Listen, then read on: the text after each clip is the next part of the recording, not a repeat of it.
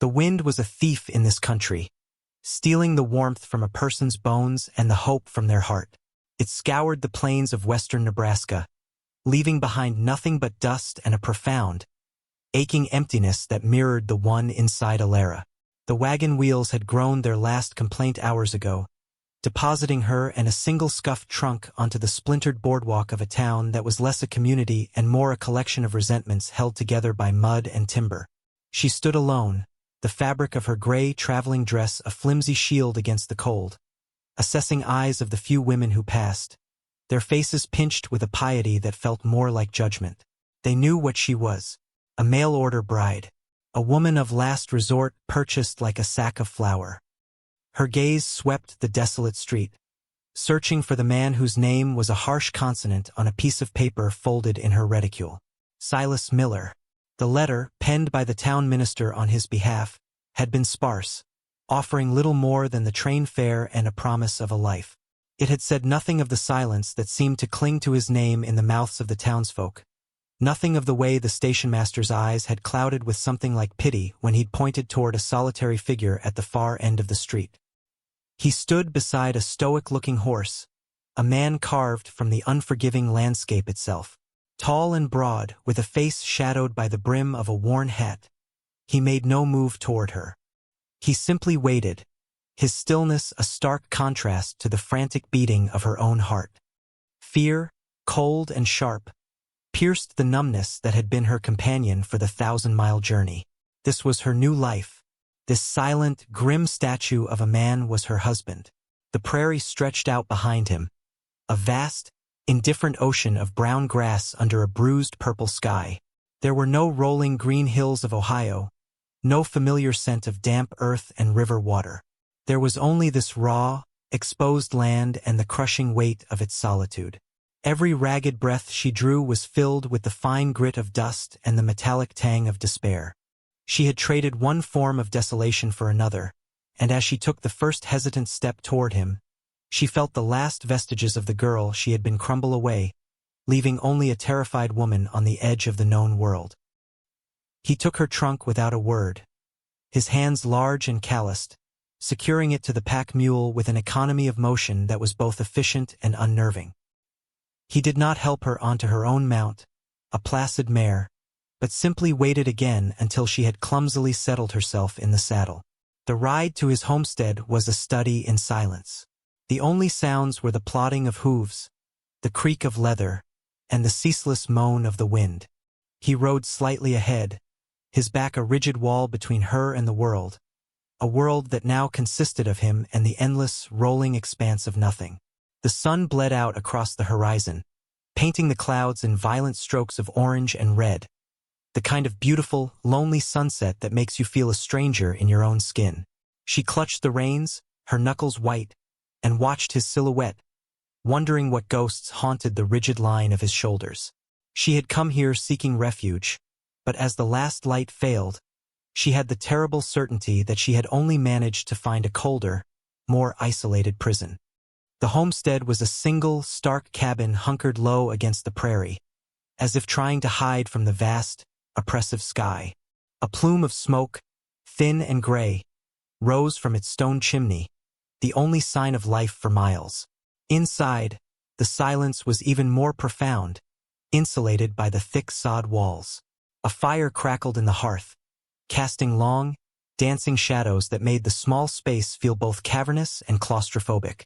It was meticulously clean, the floorboards swept, a simple meal of beans and salted pork simmering on the stove. But it was the cleanness of a place unoccupied by joy, a sterile environment scrubbed of all emotion. It held no warmth beyond the fire's reach. Silas gestured toward the pot with the barest inclination of his head, then ladled a portion onto a tin plate for her and one for himself. They ate standing on opposite sides of the rough-hewn table, the scrape of her fork against the plate sounding like a gunshot in the stillness. He did not look at her. His gaze was fixed on the fire, his expression unreadable, lost in a place she could not follow. She watched him covertly, studying the hard lines of his face, the deep-set eyes that seemed to hold a permanent sorrow.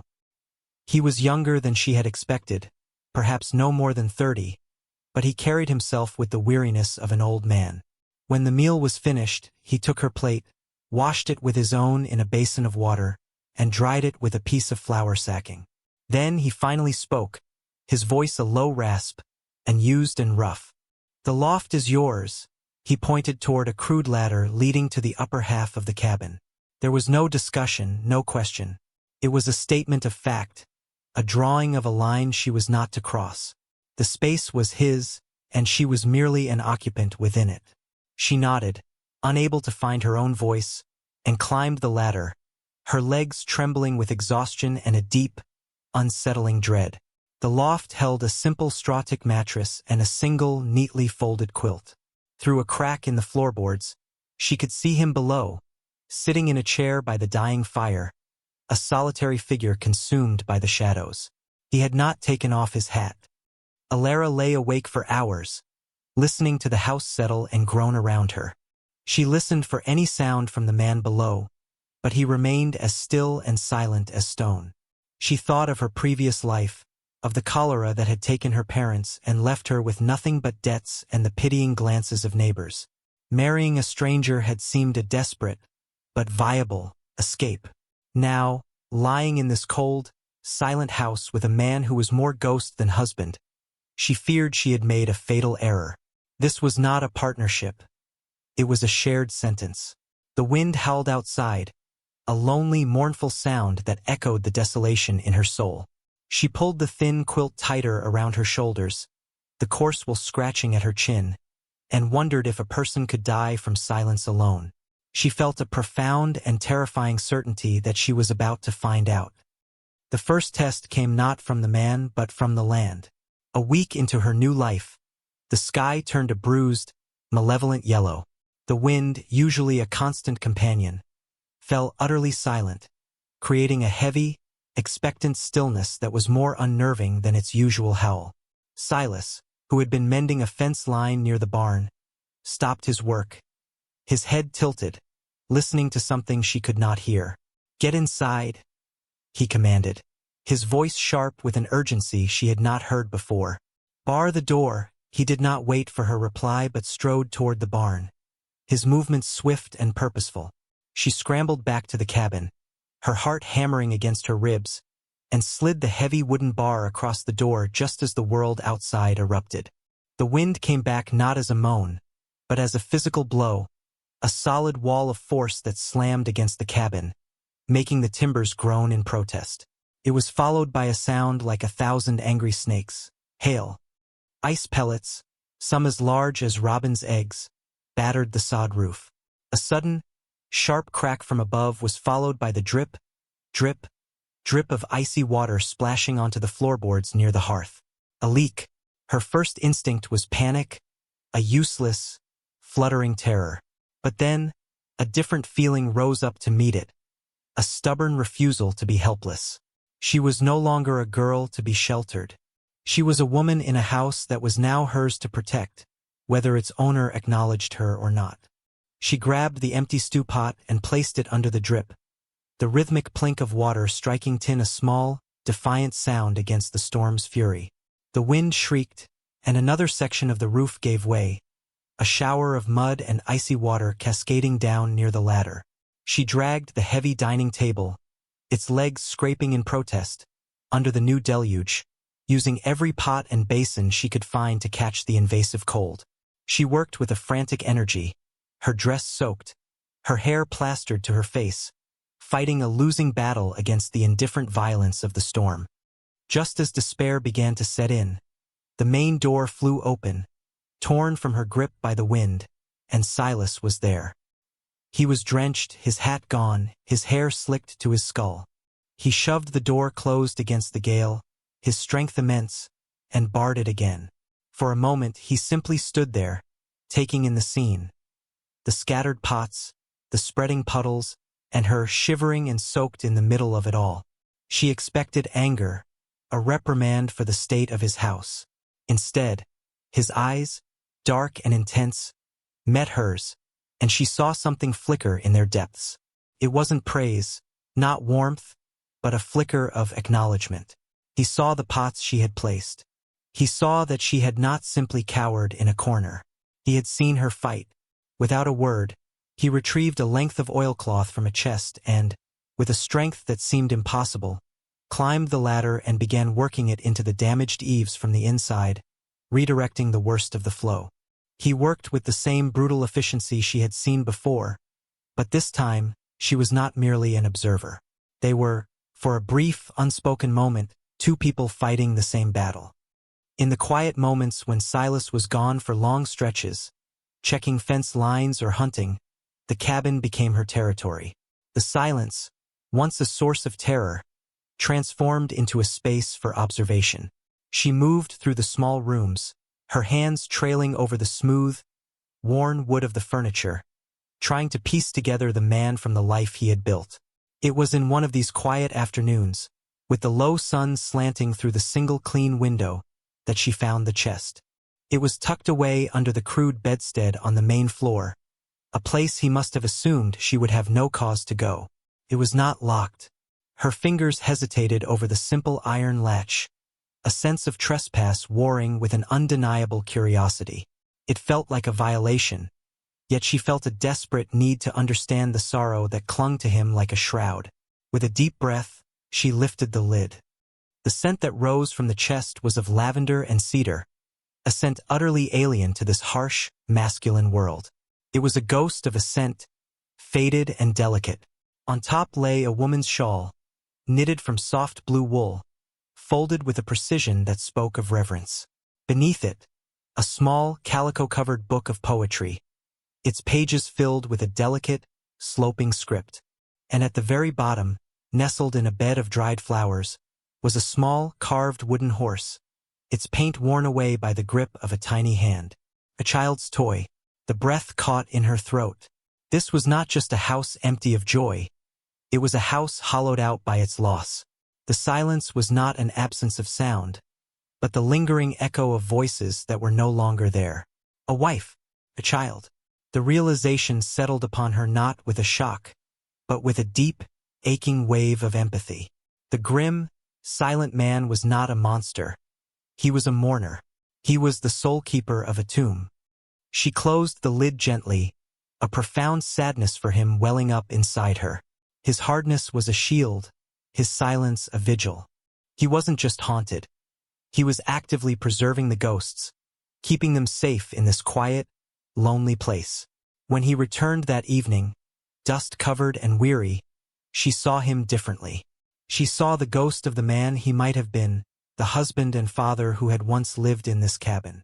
She watched as he went through his solitary rituals, stoking the fire, checking the water barrel, oiling a piece of tack. Each movement was precise, ingrained, a way to pass the time that stretched endlessly before him. That night, she did not just serve him his meal. She placed a spoonful of the precious preserves she had brought from her mother's pantry beside his salted pork. He stopped, his fork halfway to his mouth, and looked at the small, glistening dollop of blackberry jam. He did not speak, but he ate it, every last bit. It was a small, fragile offering, a recognition of a sweetness that had long been absent from this house, and for the first time, she felt not like an intruder, but like a tentative visitor to his grief. The trip to town for supplies was a necessity Silas could no longer postpone. The journey in was as silent as the one on her arrival, but Alara found the silence less oppressive now. It was filled with her own thoughts, her new understanding of the man who rode beside her. The town, however, had not changed. It remained a place of hard edges and harder glares. As they dismounted in front of the general store, she felt the familiar weight of scrutiny. The whispers started almost immediately, slithering from the shadowed porch of the saloon, from behind the starched curtains of the mercantile. "There's Miller's purchase." A woman's voice, sharp and coated in venom, drifted from a small group. "Wonder how long this one will last." Alara flinched as if struck, her cheeks burning with a shame that was not her own. She kept her eyes fixed on the dusty boardwalk, willing herself to be invisible.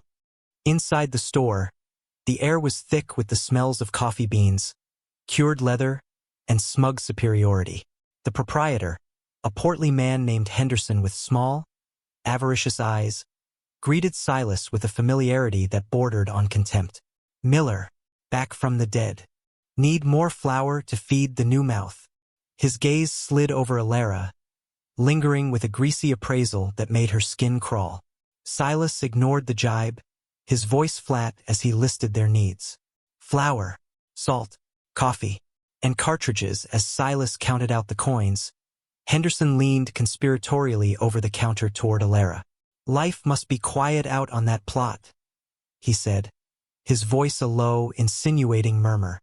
"That creek of his is the only thing of value out there. A man with a family to think of would have sold it to me long ago." It was a threat disguised as an observation, a testing of the waters. Alara's breath hitched, but before she could form a reply, Silas's hand closed on the sack of flour. He didn't raise his voice. He didn't look at Henderson.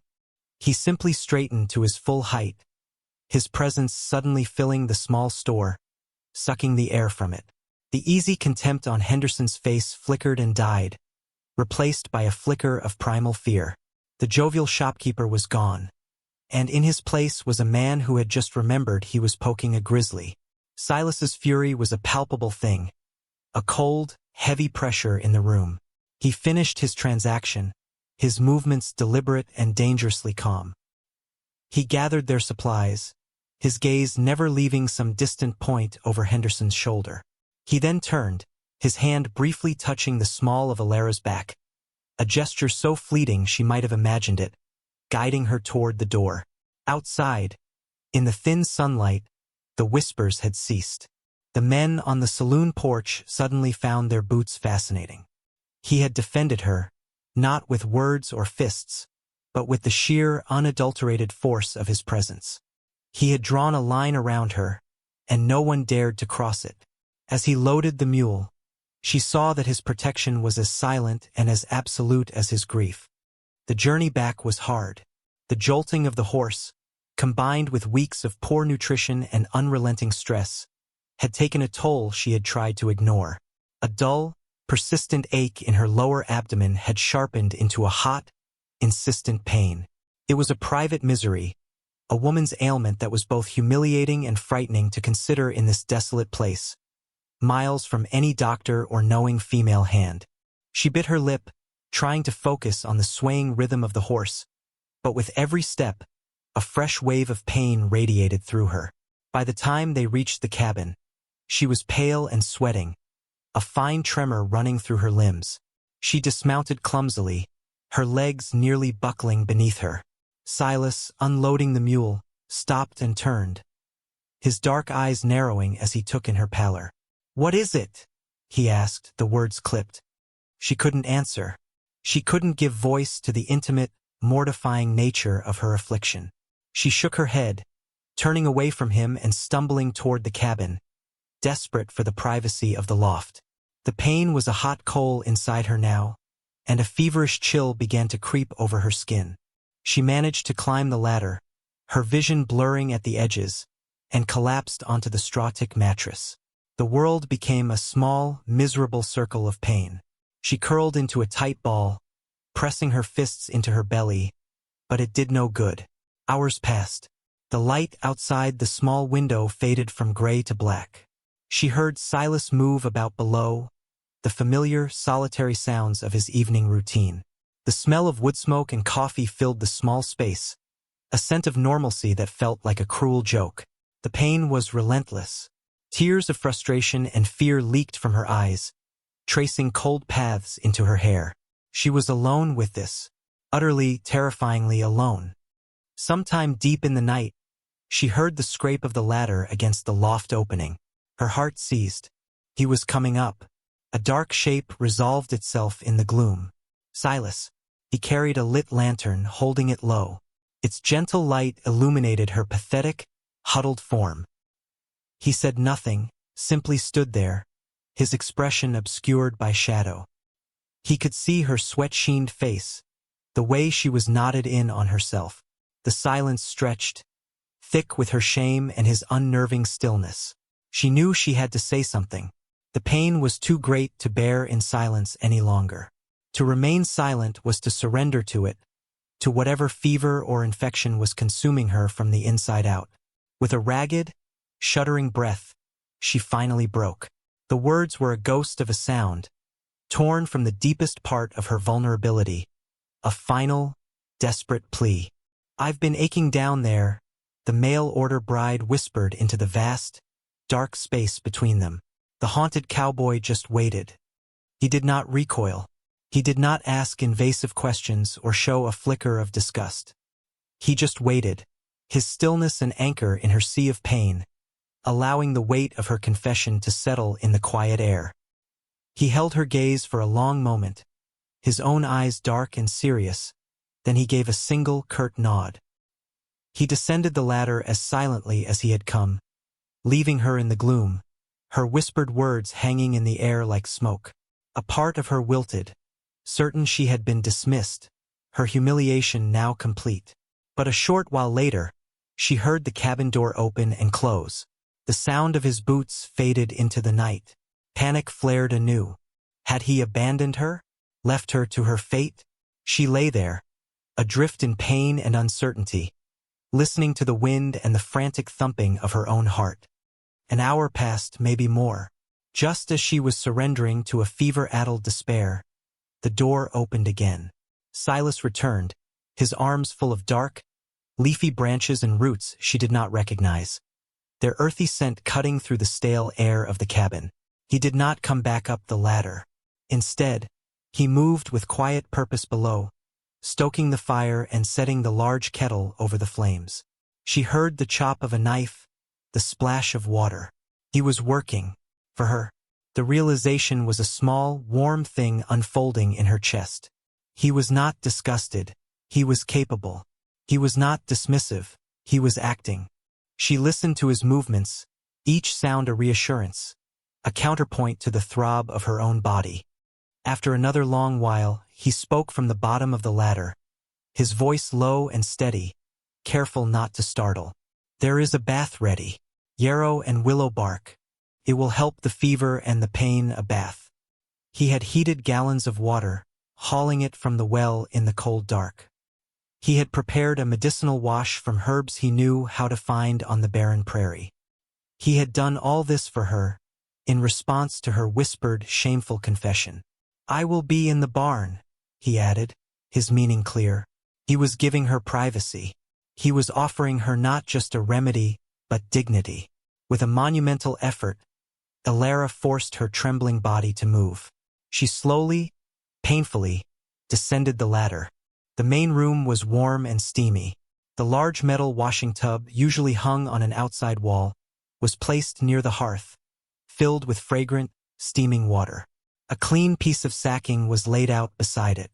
The sight of it, the sheer effort it represented, brought a fresh wave of tears to her eyes. But these were not tears of pain. They were tears of overwhelming, throat-aching gratitude. She eased herself into the hot water, the herbal heat soaking into her bones, and for the first time in days, the sharpest edges of her pain began to soften. The threat, when it came, was not a force of nature but of human greed. It wore the face of Henderson, the town's smirking proprietor. He arrived one morning not in a town buggy but on horseback, flanked by two hard-faced men whose hands rested too comfortably on the pistols at their hips. They stopped just beyond the fence line, a clear and arrogant challenge. Silas, who had been splitting wood, did not stop his work. The rhythmic thwack of his axe was the only reply. Elara watched from the cabin window, her heart a cold knot of dread. This was what Henderson's veiled words in the store had meant. He hadn't been making conversation. He had been issuing a warning. "Miller," Henderson's voice was loud, falsely jovial.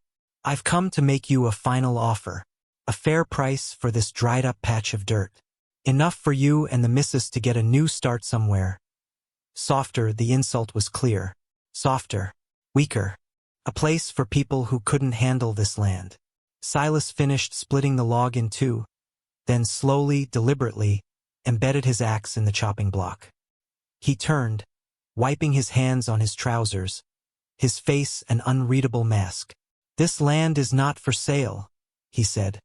his voice quiet but carrying with absolute finality. Henderson's smirk tightened. That creek of yours says otherwise. My cattle are thirsty. A stream like that shouldn't be wasted on two people. It belongs to the valley. It belongs to me, he gestured to his men. I can take it, Miller, or you can take my money. The choice is yours.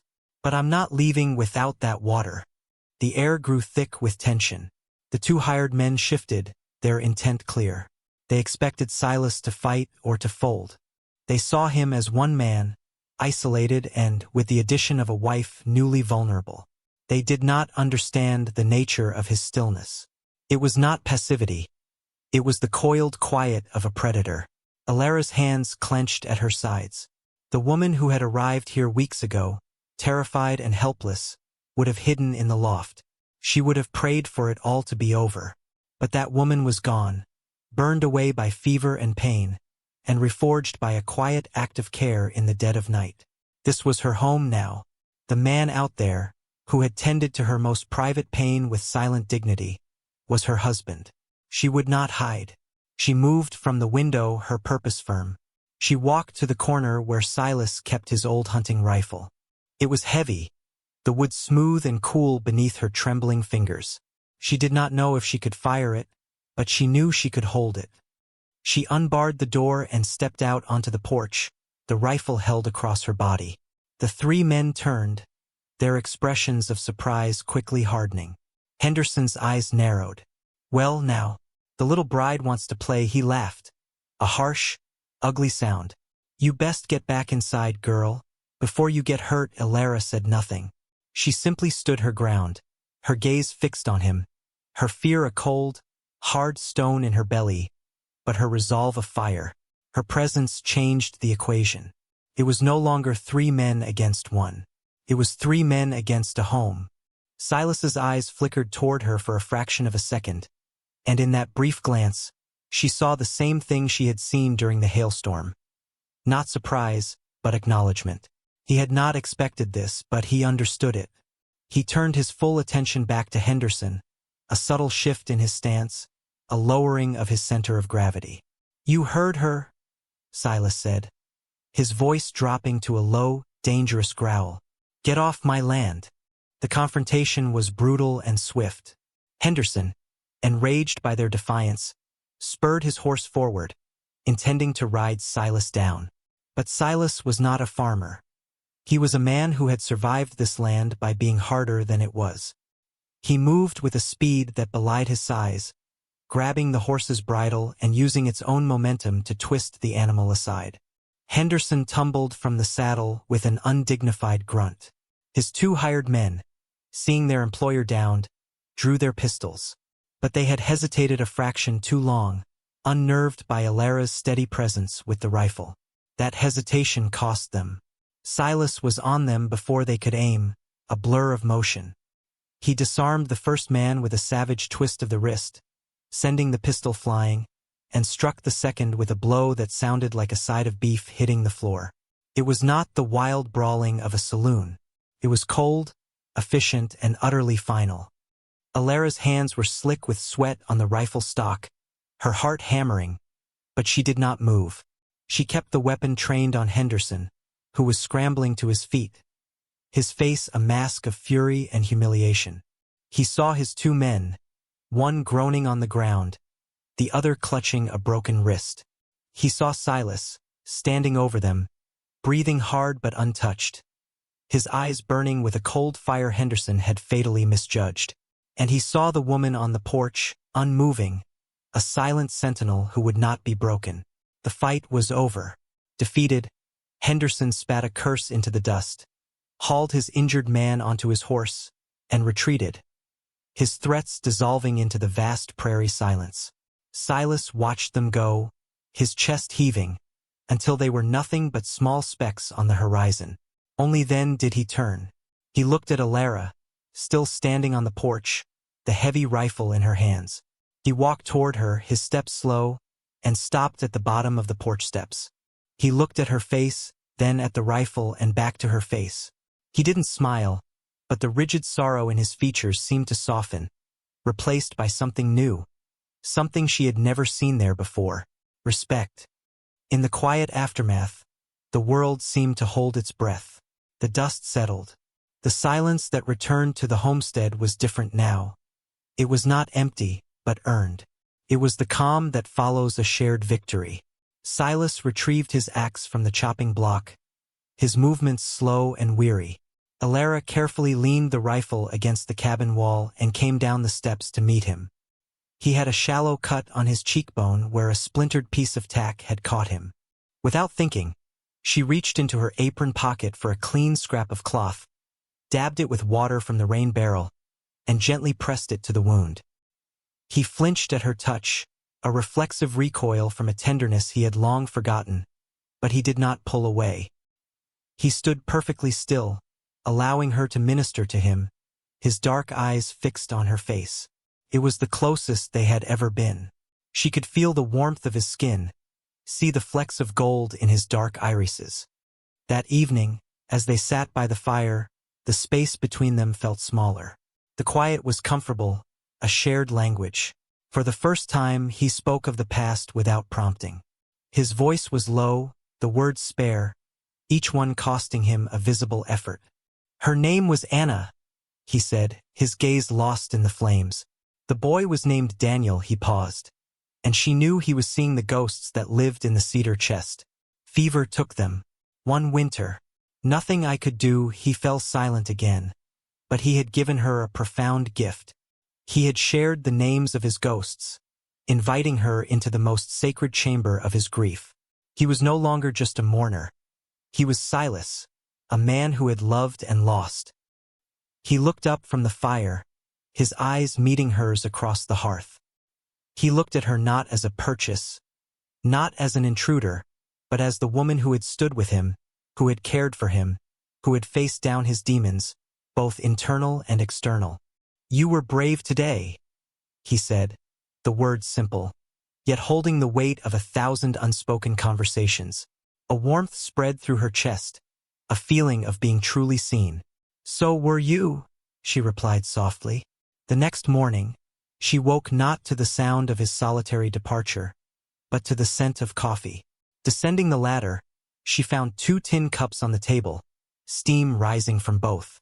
He was standing by the open door, watching the sun crest the horizon, painting the vast, empty prairie in shades of rose and gold. He turned as she approached and handed her one of the cups. She took it, their fingers brushing for a second, a spark of connection in the cool morning air. They stood together in the doorway, side by side, drinking their coffee in a silence that was no longer lonely, but companionable. The land was still harsh, the future uncertain, but it was no longer a prison. It was a home they would now build together, 2 solitary figures forged into a partnership by hardship, and bound by the quiet, resilient promise of a new day.